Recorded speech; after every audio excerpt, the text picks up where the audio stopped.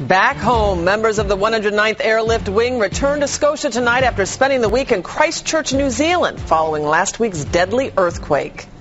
Good evening, I'm Elisa Streeter. The members of the Airlift Wing were returning from supporting Operation Deep Freeze in Antarctica when the New Zealand earthquake hit. News 10's Marie Luby joins us now live at Stratton Air National Guard Base in Scotia, where the crew arrived just a couple hours ago. Marie.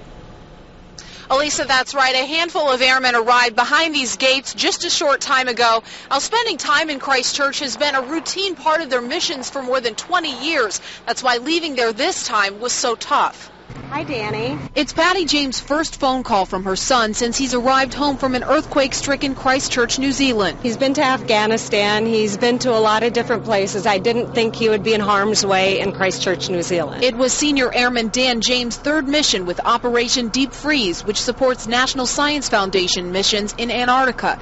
The wing was at their usual stopover in Christchurch when the earthquake hit. It was rumbling. Things were falling off the walls. James crouched in a hotel doorway, later emerging to the destruction outside. It's ruined. The steeple fell off the church. The church is rubble now, and it's just tragic. The wing stayed for 4 more days, offering support in search and rescue missions, but were eventually called off. We're certainly happy to have them back safe and sound. It's bittersweet for the airmen who see Christchurch as a home away from home, like Major Carlisle Norman. I've been going twice a year for the last 15 years. I have a lot of friends down there. I know a lot of people, and the places that I, spent, a good part of my life in that town are destroyed, demolished. He's afraid the next time he returns, many of his friends will be gone. They were considering leaving Christchurch and or New Zealand altogether because after 2 earthquakes, losing your homes, losing your jobs, it was going to be so tough for so long.